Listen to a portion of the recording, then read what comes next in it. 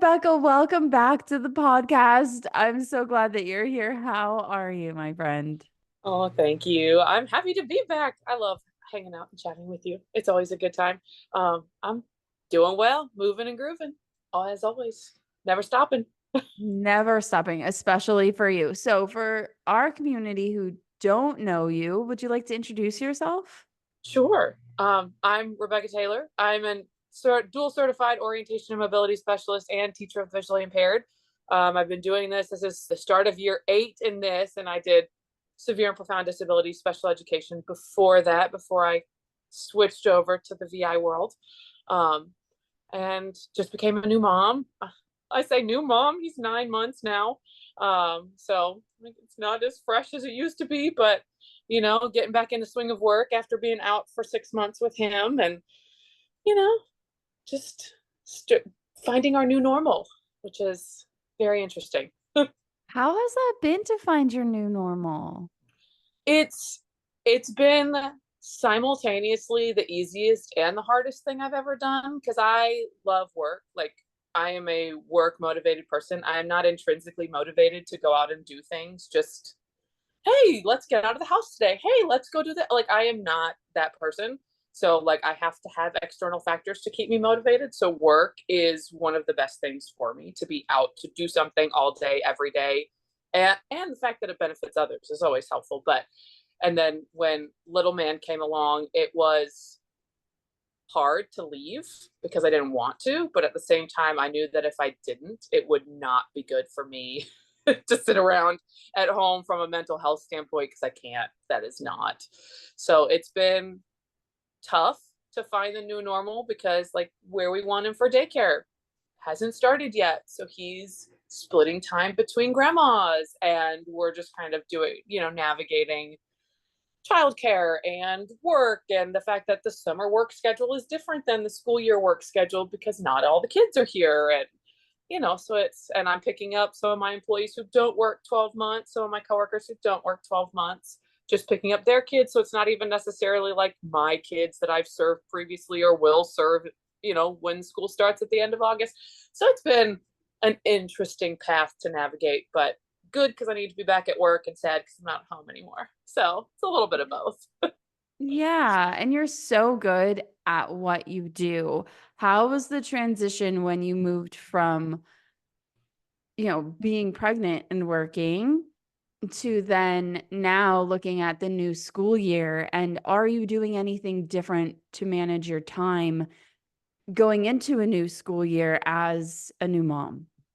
I I am trying to do a lot of front loading. So like while I have extra time and I'm still working like this summer, I'm trying to do a lot of preliminary work ahead of time, getting a lot of the paperwork set up ahead of time. Like I asked my supervisor, like, hey, can we work on getting my caseload sooner than later so that I kind of can start reading files that normally takes me a lot of time. Like I've tried to front load a lot of that because and the goal being is that I leave for work in the morning and I do my work during my work day. And then when I come home, I do nothing. And that has been super helpful, which, and inevitably sometimes we do have to bring things home. But I have, since I came back in May, when I have picked up my son, the bag, like literally the work bag has stayed in the car, like not even bringing it in. And I used to work at home all of the time. And that has been the biggest help is just turning it all off to spend time with my family when I'm at home and not don't bring the computer in with you, don't check your email. I get one out of work time email check and I do it Sunday night before work on Monday in case something came up where I got to be somewhere at like 8 a.m., 7:30, with my high schoolers, like first thing in the morning. And that's been the biggest thing to help is trying to front load and do a lot that I can like to start the school year. So like all of my beginning of year introduction letters are done to parents and families. And schools that have already posted their schedules, like I have tentative schedules of like when I can serve kids based on when they have flexible time where they're not like in a designated class, or I know when sixth graders, seventh graders, eighth graders have electives, and that's when I'm going to pull them. So like I've tentatively started blocking kids out So that hopefully I only have to schedule a couple of things so that when that first day starts, it's minimal as far as stress and getting everything done. Emails are scheduled to send that first day teachers get back and the first day that kids come back, so that parents get their emails, and it's trying to get as much done as I can ahead of that first day because it's going to be crazy. It is going to be crazy. And, I was thinking about you as I'm getting ready for the school year. And I have a school that runs from July to June. And every year, Rebecca, I'm like, oh, that's right. It's been 5 years.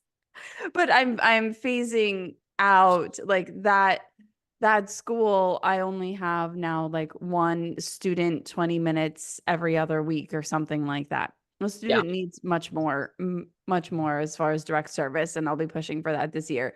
But I mean, it's been really interesting because I have a bunch of different school districts that start at different times, and I'm still waiting on contracts. And I was actually going to text you and ask, like, what exactly do you do?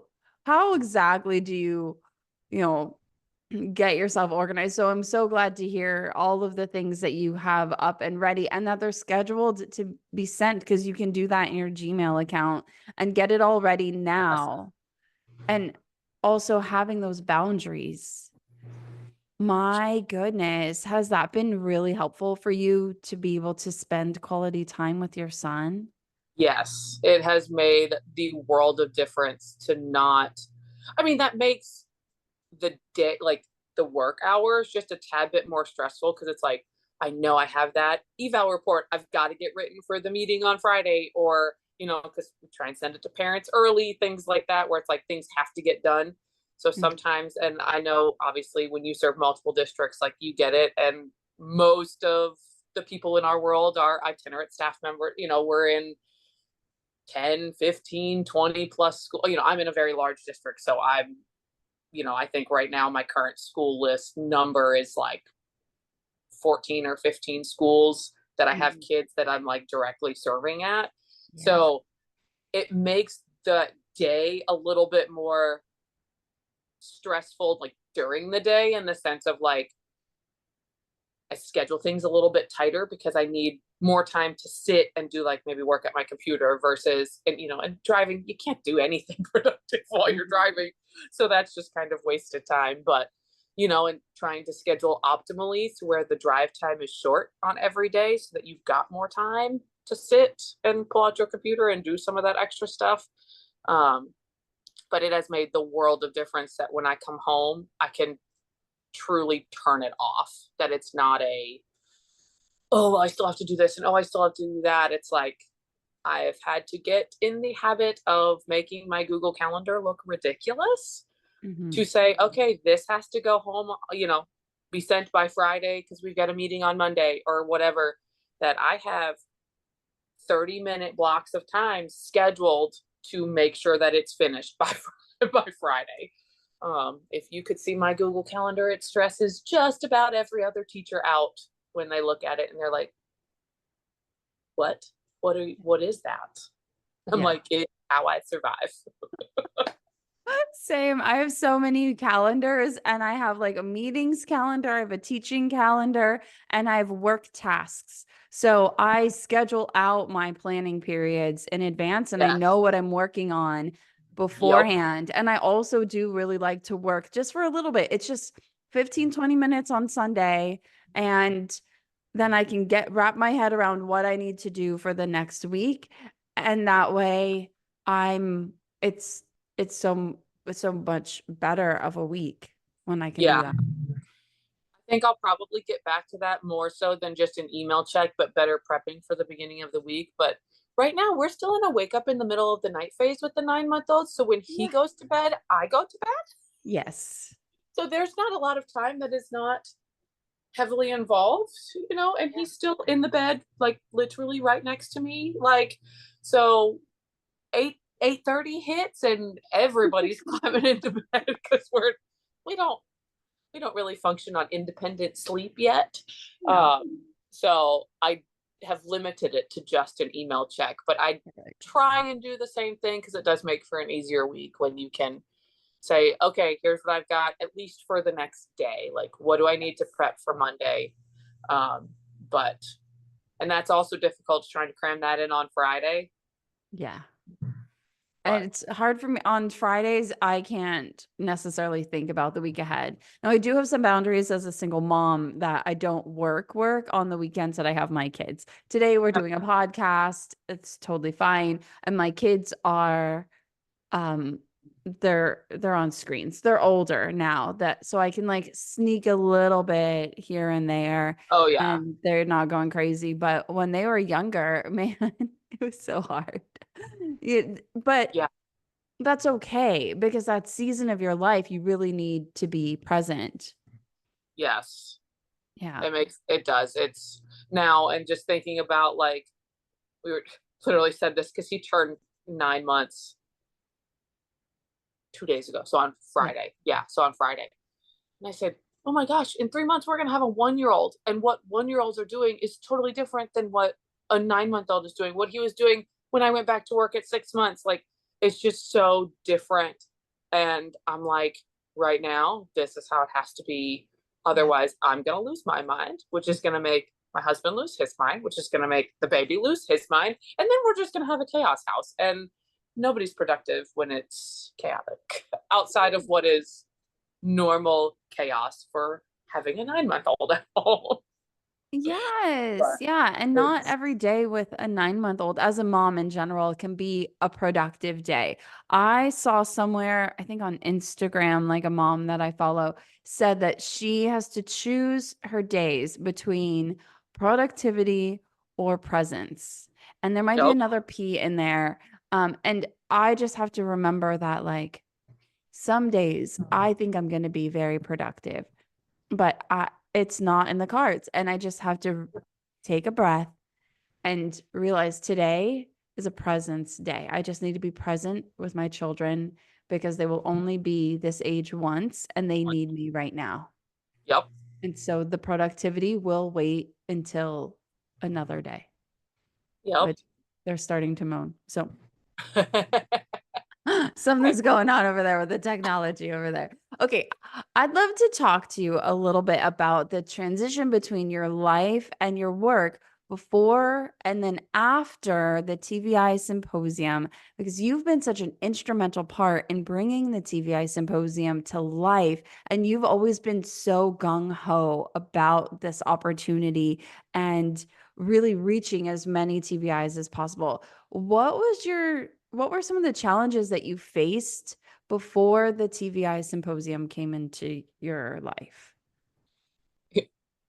It's going to sound ridiculous, but quite literally everything, because nothing, because like with every kid that we teach, it's so every kid is so different from every other kid, right? Like, it doesn't matter if they have the same visual impairment, right? Like, it's all so, and I say everything in a sense of, you think you've got all of these really great strategies, but then it's not going to look the same, and it's not going to work the same for from kid A to kid B to kid C. And so it's like, well, I didn't think I was struggling with this, but then you move that same or even a somewhat modified strategy to kid B, and you're like, okay, well, clearly I don't like, clearly that didn't work.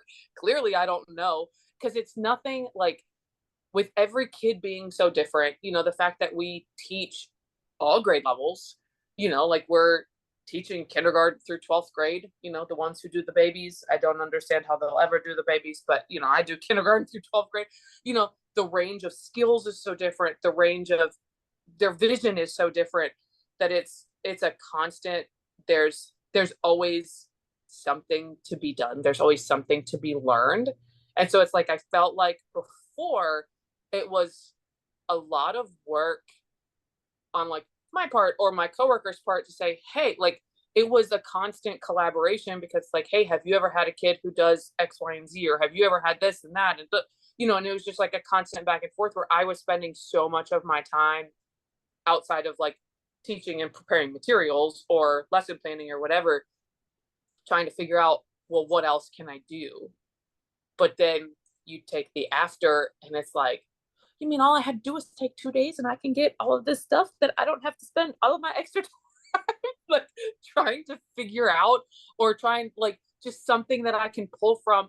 Again, likely going to have to modify it, but it's something that I would have never thought about had I not sat or had I not reached out or had I not done the 2 days worth of, well, even extra with all the with all the bonus stuff, like just all that extra stuff where it's like it took a lot off of my plate in the terms of like what I had to go and seek out on my own. It was just handed to me on the prettiest silver platter. And it made it so much better just knowing that I had a place that I could go to pull information from that I didn't have to find on my own, which was so helpful. Um, but makes Yeah. a lot of difference. That's exactly why I loved the O&M symposium as well. And I think that's what we try to do is you spoke exactly to the heart of it, is giving you the 21st century strategies that are working, that are proven to work, but Yeah. you don't have to go anywhere. You don't have to seek out multiple webinars all over the place. It's just a one-stop shop and it's all delivered right to you wherever you are. And like you Yes. can access it in the app or like on your lap at home on the couch or with your kids. Like my kids are always there. They know so much about O&M and teaching now. Yes. Because My I'm husband like, is the same way. My husband is the same way. He says, I feel like I could go to work with you sometimes. And I said, you want to? Come on, let's go. He knows so much. It's yeah. it makes well, I think I even sent you the picture when I did the O&M symposium that like my little man was sitting with me. Like he was literally listening and we were doing the work together. Like and he was, I think, three and a half, maybe 4 months at almost 4 months at the time. And it was like it just made it so easy to get so much. And that's why I like to help figure it out and help plan because I know how beneficial it was for me. Like even just as from like the planning side, right? People start applying and you see what all's out there, you're like, yes, yes, like this is what we want. This is what we need. And it really does say like it saved me so much of the like just and not that I don't want to collaborate with my coworkers, but just like my drive time doesn't always line up with my coworkers' drive time. And the people who don't have coworkers, like I'm fortunate that I'm in a district with a ton of people, but like so many people are out there on islands by themselves. Like they don't have coworkers to call. I mean, they have like, their supervisors and their other special ed coworkers, but our world is so different. It's so different, and so many people don't have coworkers. Like it just saves so much, and it's amazing. Yeah, I'm one of those people who doesn't have coworkers. And so Right? without this group, I so right, I told you I was going to text you because I had a question. I'm sitting Yeah, down and I know that I can text you and you'll be there to answer. And like I actually sent Liz Egan a text yeah, because she's local and I had a question for her about something that might be like a local or like Texas law thing. And she was able to help me out. And I wouldn't have those connections without having been in that room. And I think that there's also something beautiful about showing up live. When we can't show up live, it's totally fine too. But when oh we yeah. can show up live and we're in the chat, like there are the most incredible people in those rooms. To again ask the questions that it's like, oh, I didn't even think about that, and then you get more answers and more information where it's just like, oh, I wouldn't have thought about that. And then it like I can't tell you how many light bulbs I had of just people from asking stuff in the comments where it was, oh, I've got a kid who does that. Like wouldn't have I didn't think to ask it because we've got 99% of us also have caseloads that are a little bit too big and we should probably have smaller caseloads. But so we're not thinking about all of our kids, but somebody, it's like the there's no stupid question. It's like because if you ask the question, odds are somebody else has that question too. And so like showing up live was so helpful. So helpful. Yeah.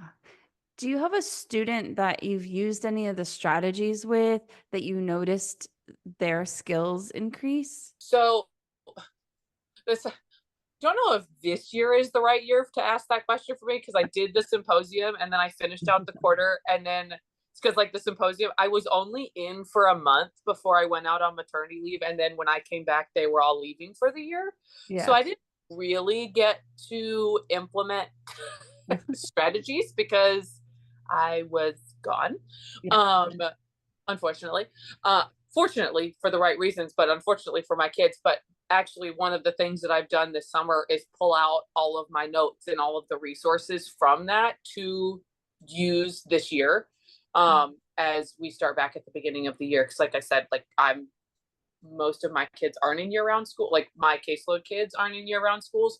So I'm covering a lot of my coworkers' kids. So I'm using like their information and resources. But like when my kids start back in the fall, I've been pulling out all of the handouts and presentations and everything that we got from the symposium last year to like better prep for, oh, so when we talked about like, oh, that technology piece for that I wanted to use with that kid, like it's going to be more of an implementation for this year, because I only had like it was 3 weeks before I had my son. So it was not a lot of time for to see implementation and success. But I do know a coworker of mine that, I mean, we serve kind of the same area in our district, and we share some kids. When I'm serving as an O&M specialist and she's the TVI, we share some of those kids. And took like she called me after one of the sessions and said, "Hey, for this kid, we need to do this." Like she was already pulling stuff to implement it. So like she would be the perfect person to say like, "Hey, when you used all of that stuff," because I mean, she was calling me after some of the sessions and I was like, like we got another session. Make a note. We'll talk about it like at work on Monday. Like I can't, because she was all of her notes off to the side. Like when you ask her, Yeah. it was her students' names drawing arrows to the information that she wanted to like use.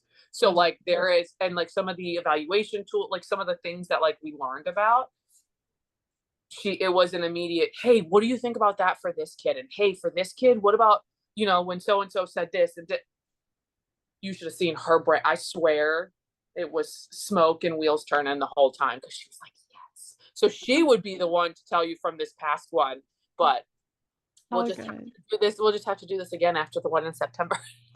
I'm down with that. I'm down with that. So how do you organize all of your notes from the symposiums to be able to pull out later? So I have my Google Drive is what it's Mhm. all color coded and labeled. So I do everything per school year, and I Mhm. kind of keep everything in each school year, and then I break it down in the school year for me, calendars, like what calendars kids follow, so I know when they are and aren't in school. And Yeah. then but then within that one like year long folder, I have a big trainings folder, so I can keep things kind of specific to what I'm working on that year with that kid, kind of what I was targeting. And then for like the symposium, I have like a big symposium folder, and it is by session. And then those sessions, so like all of the materials are organized based on like the title of the session. But Mhm. then I even broke it down further this year. this for like this. So what I already have set up based on like the titles of the presentations, I also have categories for like if it caters to like kids with multiple disabilities, or if it caters to like technology, or like whatever kind of larger umbrella that it falls under. Mhm. Because and this is telling you that I do a little bit too much with technology, because then within my symposium folder, I will literally link a shortcut to a specific kid's individual folder, so that I Yeah. can then pull stuff. So like if it's something that's particular to kids with multiple impairments, my schools where I serve 4 or 5 kids, say in a self-contained like regional program class, I'll link that presentation or that folder within that school's folder, or that class's folder, those kids folders, so that if I come up on something where I'm like, hey, like struggling with this. Oh, we had a couple presentations on that, and it's already linked right in there that I can just like, I shortcut it straight to that folder so I can then pull it out. But that's because I do way too much in Google Drive, and that's probably a lot more steps than most people are willing to take. But as long as the categories I find are super helpful: technology, assessments, Mm. multiple impairments, just because then it's not weeding through, you know, all of them. It's just, here's all the technology based ones, here's all the instruction based ones, here's all of the whatever they are. Those categories are super helpful, to be able to quickly find something that would be beneficial. But That is so cool because I rely on the search function and I never remember what I named things or what they were named. And so yeah, then I have to like try to guess and it's difficult for me. But people are always like, "You're so organized." And I'm like, "Really?" You should, like you yeah, should see the back end of this. But I really like how you separate that out and you probably do that pretty shortly after the symposium so that it's all set up. And doing the little shortcut doesn't take more than like a minute or so. And then it's just like, it's literally right there. And I bet you yeah, can even send it to parents and it's quick to find. yeah. I make things super quick, and sometimes, like, if I do, I again, I get a little. Ironically, I'm not a type A person where I would need this, but I find it just makes things quicker for when the days are a little bit more jam packed. Like, just the other day, I was working with a teacher in an ID severe class, and some of the stuff that we've shared through webinars, like in symposiums of like materials modification and things like that, I was able to go to last year's stuff with the pictures and stuff that had been shared. I said, hey, do you think stuff like this would be helpful in your class if I made you a set? And I was able to just pull it up, send it to her really quick, because she's got 4 kids in her class with direct VI service and all of that stuff, where I was able to like pull it up really quick because it's stuff that was kind of in that bigger category of kids with like multiple impairments. Say, hey, Mhm. do you think something like this would be helpful? Because it was, some of it was more general, but like being able to just share that really quickly was super helpful in that case, because it was me collaborating with a new teacher saying, hey, you know, I hear you're needing stuff or things or new ideas. How about this? How about this? Yeah, Like, love it. just kind of sending it off, and that was super helpful. So it does make things a little bit easier in that regard, just being able to find and share things rather quickly with teammates or parents or classroom teachers. um, it Yeah. does it does help. And having that short, a quick communication style instead of like super, super long ones or only waiting until something goes wrong always helps to build your relationship. So as you're looking at 2024, 2025 school year, what are some things that you as a teacher, what are some of your goals? What do you hope to accomplish this year? I hope to maintain the level of organization that I've previously had with the shift into a new school year. And my area this year has actually changed as far as like what I'm doing. I'm still both. And, things are always up for change. I tell people all the time, I was like, I just kind of go where they tell me to go, and I kind of do what they tell me to do. But being a dual provider in a large district, I've been fortunate that I've been able to do kind of like a 50-50, where like half my caseload was VI students and half my was O&M. And I could kind of keep my feet in both areas and kind of emphasize, not lose skills in one or the other.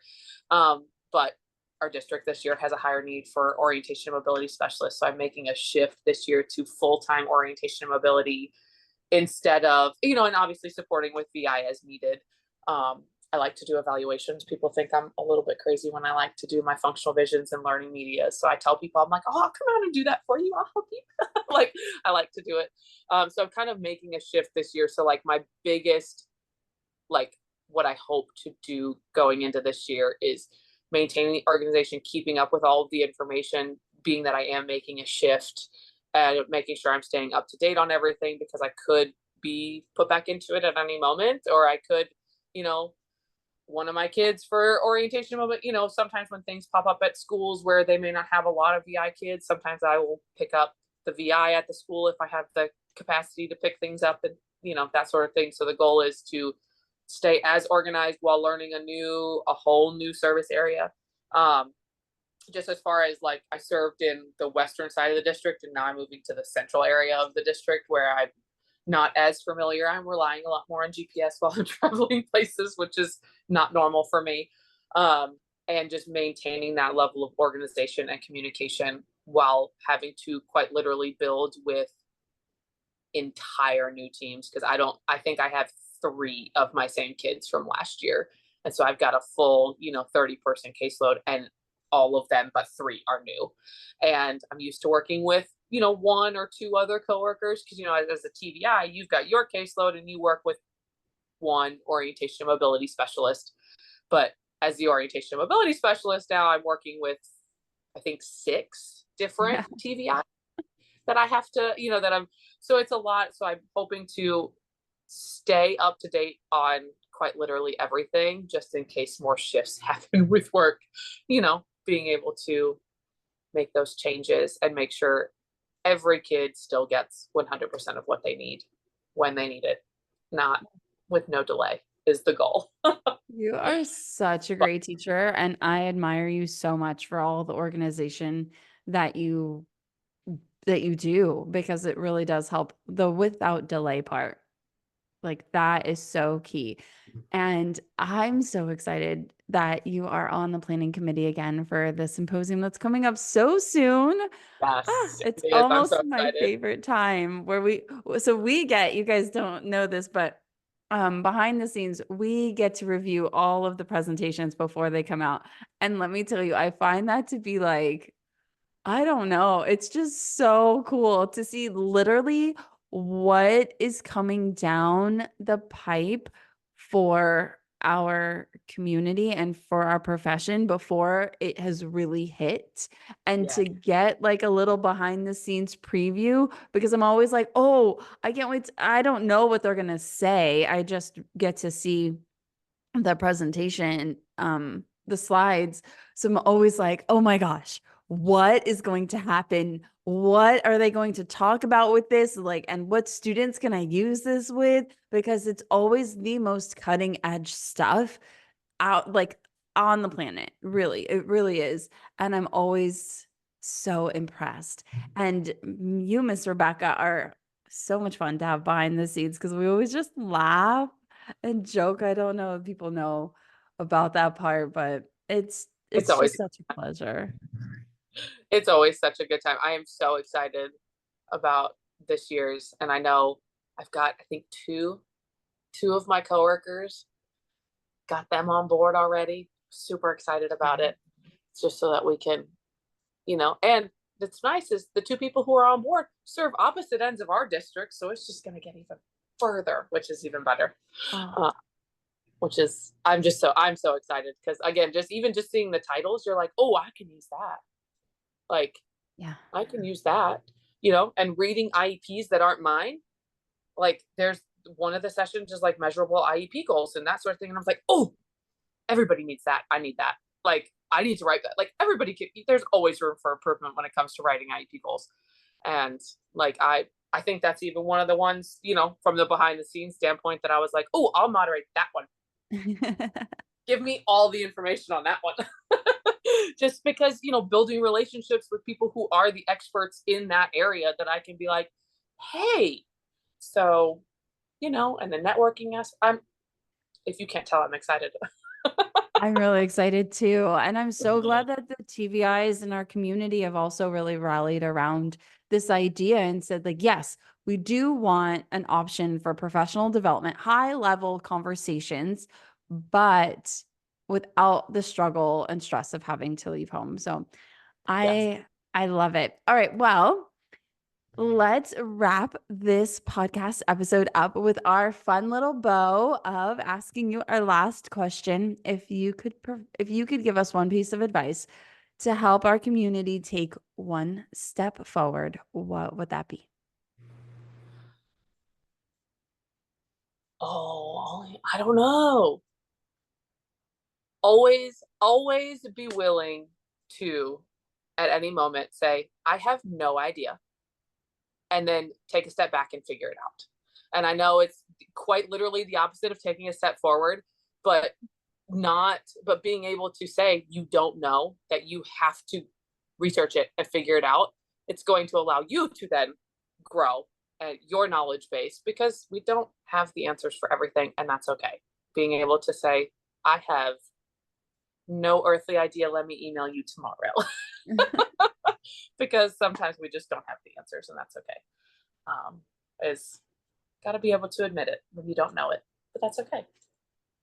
There you go. I love that piece of advice. Well, thank you so much for being on the podcast. I hope you have a Thank you. wonderful rest of your day with your family. Thank you. So much fun as always.